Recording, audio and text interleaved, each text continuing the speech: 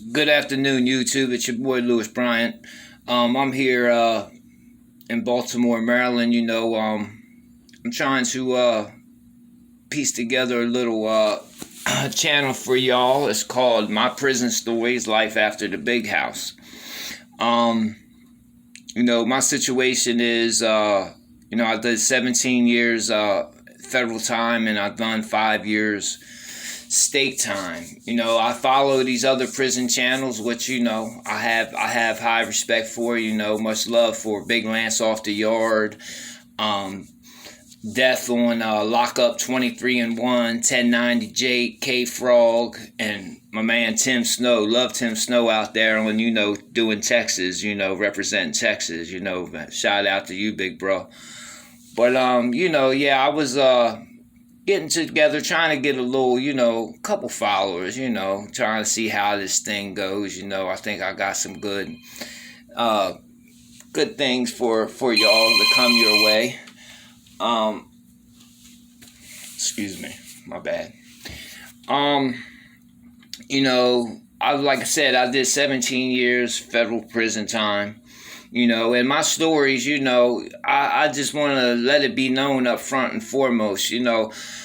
Of course, I got some stories that, when things popped off, things happen, but my channel's not to glorify, and I don't think really any rest of the guy, but, entertainment is entertainment. Things happen. Y'all gonna want to hear these things that happen, what we gone through, and, so let me just get straight to it.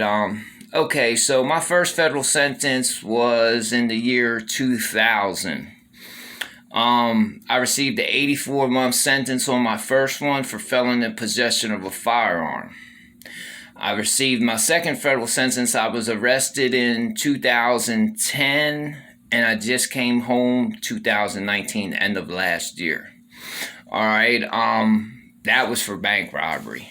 Okay, so let me take you back to the beginning of my first federal sentence for the felon in possession of a firearm. I also did 5 years, I failed to mention 5 years in state prison, Maryland Department of Correction. That was the 90s. I'm almost 45 years old in less than 60 days. So going back to the year 2000, I was arrested in Baltimore City for felon in possession of a firearm. Got caught with a handgun, pistol, out there up to no good. I received the 84-month federal sentence. And I had some state time to finish up first. I had to go do 18 months in the state, which Maryland, you only do like 9 months and 10 days on an 18-month sentence. So while I was doing that 18 months, I was going back and forth to federal court, received my 84 months, come out. I believe I left Maryland in June of 2001, and I went straight, into federal custody, U.S. Marshals. So I landed in my first federal spot designated, not counting, the holdover, the transit, the diesel therapy stuff that you hear about. I landed in my first federal spot about August of 2001. Surprisingly or not, I ended up in a low FCI, Elkton, Ohio, which I've never been to Ohio in my life. I've really never been outside of Maryland except living in Florida after I was born here for about 8-9 years. I've been back in Baltimore since 1984. But so I get up there to Elkton, Ohio, my first spot. It's like, you hear all these stories about feds. Oh, the feds is sweet, the feds is this, feds is, man, feds is some fucking shit. Let me tell you firsthand, feds is some trash. But so I got there. I go out to the yard. I ended up going to the hole a couple of times, and long story short, just due to the type of people and the things that I'm dealing with coming from the state, Maryland State's totally different, and it goes down in there, and the police, and it's totally different. The police know they'll get it, you know what I'm saying? And it's just like, I'm used to environment, I'm not bragging. I never put my hands on the police in Maryland State, so I'm not going to sit here and lie and act like I did. Yeah, I fucked the police up or no shit like that, because I didn't, I ain't no tough guy. I'll defend my body. I ain't no tough guy. Shit, I'm only like 6'2", 250, and I was way smaller back then. But so I get out there, and enough is enough. So after a couple months of, keep getting locked up for petty shit, being late for work and all types of dumb shit, I told them, like, the third time they locked me up within a very short period with a couple of weeks, I told them, I said, man, I'm going to a medium or a penitentiary by any means necessary, man. I'm flying this shit, man. I'm out of here. And, they're not used to dudes, fucking telling them that, they're like, oh, you ain't gonna do shit, blah, blah, blah, you ain't, blah. I'm like, all right, a little bit sad. So I ended up doing sentence back there, 6 months in the hole. Had to show out a little bit, run up my points. So I got to the points, and finally I pissed the warden off so bad. He told him he wanted me out of my institution. He told my case manager, like, she did something. He screamed at her, told her I want his paperwork done. I want it done today. So, I was up out of there within 21 days after that. So, got designated to a medium Schuylkill, which is located in Pennsylvania. But, during transit, they take me over to the holdover in United States Penitentiary, Lewisburg. Now, that's the big house. That's why, what I'm saying, I put, my title, part of my channel as, Life After the Big House. So, I get to Lewisburg April of 2002. Because I remember the night I got off the bus was the same. The next day on the news I seen is when the Baltimore homie Juan Dixon, Maryland won the NCAA championship. They beat Duke, Shane Battier and them. So I remember seeing that the next day. So I get there, I'm there a couple of days. It's a dormitory, it's holdover. We're supposed to be rolling out to our next institution. Get there, I have some words with a lieutenant talking about I wasn't in my bed. I was going over to the bathroom, just coming back to my bed, and told me he tried to, are you giving my officer problems, this and that? And I'm looking at dude like, man, I don't even know what he's talking about. He's tripping. So I'm getting ready to get in my bed. He walks back by my door, and he's like, man, you don't listen too well, do you? I was like, bro, what are you talking about? Like, he ends up taking me to the box. Me and him end up getting into it, I ain't backing down. He ain't backing down, So I ended up going to the box, and, federal prison's called the SHU, Special Housing Unit. So I ended up going to the SHU in United States Penitentiary, Lewisburg. I have to wait to see the DHO so I don't roll out on Monday like I was supposed to. And I'm asking. I see the DHO like week and a half. I'm still there, and they're like, oh, you already have penitentiary points, which was only back at that time 16. Designation points are like, we're just gonna keep you here and let you out on the yard here. I'm like, oh shit, cool. You know what I'm saying? Like, fuck it. It's a pen. It's like, once again, glorification, I know.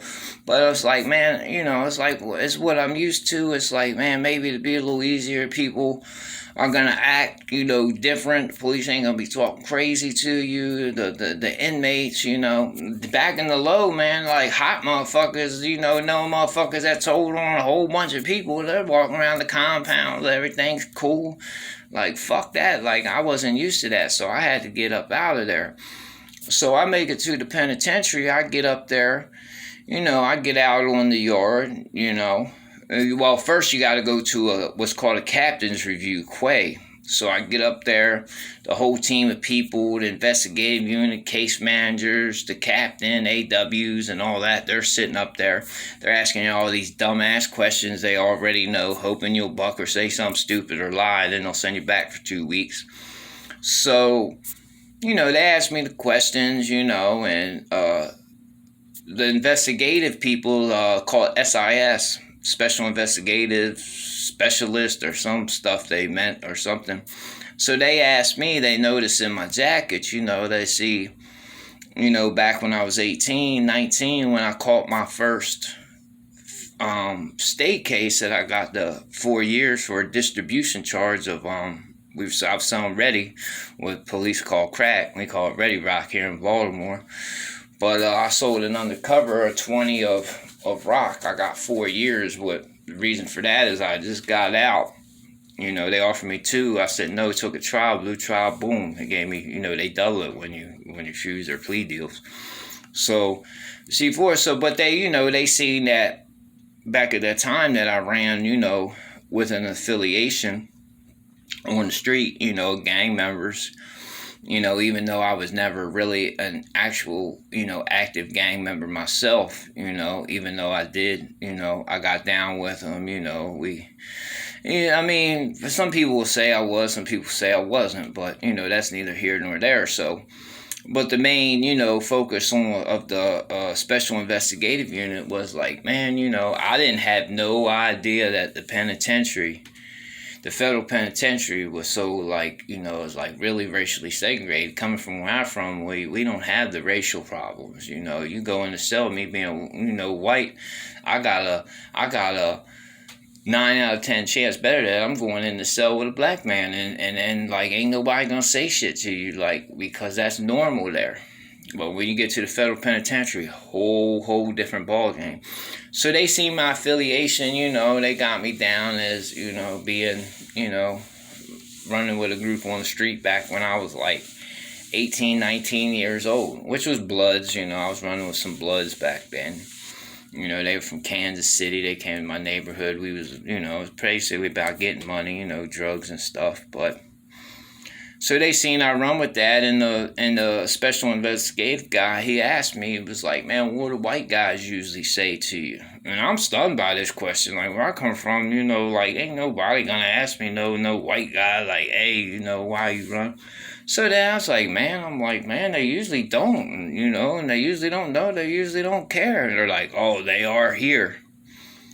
So I'm like, all right, whatever. So long story short, they let me out onto the yard.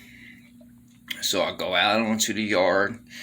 You know, people are asking me, you know, questions. Oh, you know, where you from? Blah, blah, blah. This, and that. So, you know, I introduce myself. I see some cats from Baltimore. You know, I holler at them. Some DC homies, I holler at them. I see some Bloods from New York. Holler at them. You know, so, but, you know, people were looking at me strange because, like I said, unbeknownst to me, like, I have no really idea, but I really don't care either about how people, because one thing's for sure, 2 things for certain, man. I'm my own man. My ID has 1 picture. It ain't no group photograph, man. I ain't letting no other people tell me how I have to do my time. And just because we happen to be the same skin color, you're going to tell me I have to do this and abide by this and act like this, and that. That shit ain't flying, dog. Like, that's we ain't doing all that. I'm letting that be known at the gate. So we get out there, you know. So I have my, you know, walking around, introducing, you know, himself, hollering at some people. You know, the next day, they call me to the lieutenant's office again. You know, trying to intimidate me about the same situation. Oh, man, if you was here 5 years ago, you know, you would have been dead within an hour, blah, blah, blah, because there was a big situation like 5 years earlier, and it went back and forth for a couple years in Lewisburg Federal Penitentiary between the Aryan Brotherhood and the DC and Muslims. Like, they were killing the shit out of each other. Like, I really don't know what all that was about. I ain't gonna sit here and try to speak on something I really don't know about. But, you know, the white boys will try to tell you is because they popped off when the ABs killed a white Muslim because he was white and he was Muslim. But that isn't what that was about. You know, yes, he turned Muslim, but he was fucking, from what I understand, he was an AB first and he was telling. So, but I ain't gonna get in other people's business that I don't know nothing about. So, you know, I go ahead and I'm rolling through, you know, 2 days in a row they tried the same shit on me. You know, trying to tell me that I couldn't, you know, like, man, somebody's going to do something to me. And I told them straight up right there, man, like, look, I don't care if I got 7 years, 7 days, 7 months. If I think somebody's going to do something to me, man, and I don't know who they are, man, I'm getting them first. I'm letting you know that straight off the jump. So it is, you can do what you want to do. And then I said, until you got to come pick me or them people up, man, leave me alone. Stop calling me down here. I don't want no protection. I don't need no protection.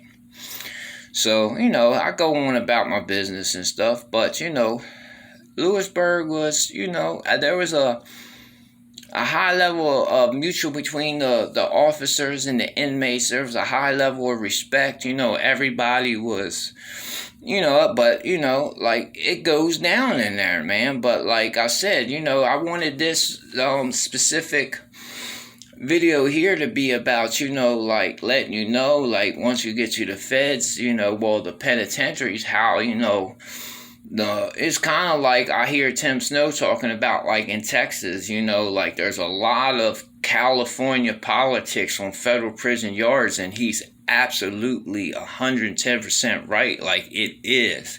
And they try to implement them down here on the East Coast too, but, we've got a lot of East Coast dudes down here, so it's like, when I say East Coast, I'm talking about whites too. Like, a lot of them don't be like, yeah, you got the nut huggers and stuff that be trying to, be a flunky for, them other, like, West Coast groups and stuff, but, like, you got a lot of solid dudes down here on the East Coast, white dudes and stuff, so they wasn't letting, them tell him, like, you got to do this, and that.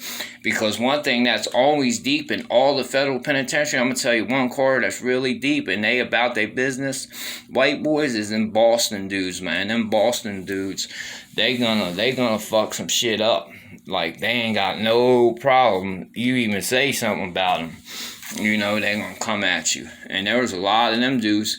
There was a couple of killers from Boston up in Lewisburg back at them days. But, the racial stuff, like, it's just a whole different ball game. So, in Lewisburg, once again, here I go, I end up getting locked up a couple times for some stupid stuff, wasn't nothing major. But I ended up getting locked up, going to the hole, and I think going like the second or third time, it was just me and my supervisor. We got into an argument. There's another staff simply not minding this business come up and said, oh, he needs to go to the hole. So when they locked me up for threatening a staff, which I didn't threaten staff. Me and him was just yelling at each other. And to tell you the truth, I was in the wrong. You know what I'm saying?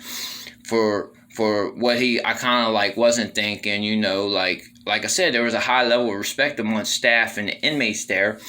And when like when people ain't around, like the staff actually call you, by your first name. And we called the kitchen. I was working in the kitchen. We called staff by their first name. And it was mainline. It was during lunch, and I wasn't thinking. I just looked up and said, hey, Jason, and he's like, man, you don't. I'm like, all right. So we got into a little verbal spat.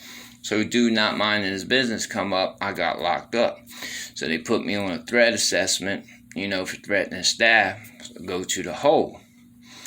So I'm back there. I ended up getting ready to beat that.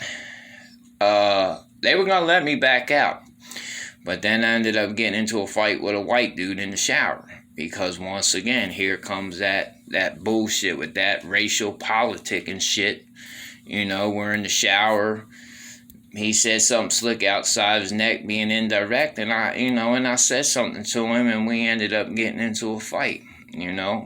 It ended with me in there. I had him twisted up in the floor when one of the staff got there. And then on top of that, he went down to the disciplinary hearing committee and told on me, said that I started with him.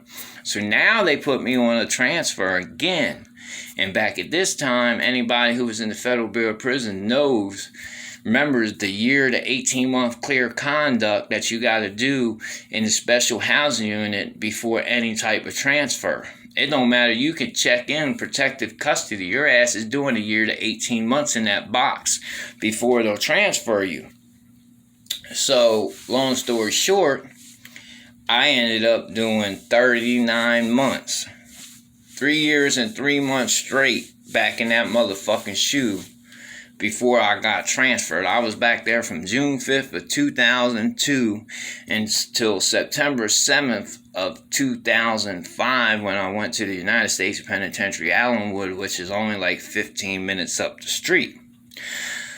But before I continue, if you think you like my videos, I want you to hit the like and subscribe, and I will most definitely be back with y'all. I got plenty, 17 years worth. And it's not going to be all about, like, prison, banging and all that stuff. You know what I'm saying? Like, I got my life together. You know what I'm saying? I'm going to let you know what got my mind right. The way that I think now, the way that I thought back then. Like, I'm trying to, keep people out of prison, man. And you don't want to go to prison, man. Like, I've seen the biggest dudes that you see glorified on all these documentaries that they was kingpins and mob bosses, man. They've been stripped down to nothing in there, man. Like, it's not what you want to do, trust me. Like, go work a 9 to 5, man. Like, seriously, like, it's not worth it. Like, myself, I'm a 3-4 time convicted felon. Like I said, drugs, guns, bank robbery. I'm out here. I make $62,000 a year loading bread trucks for the grocery store. You know what I'm saying? So it ain't all about all that, man. Like, for real. So if you like my stories, or if you think you're gonna like my stories, man, hit the like and subscribe. I'll be back at you very soon. I gotta go to work at 7 o'clock tonight. But I'll be back at you soon, man. And as always, peace.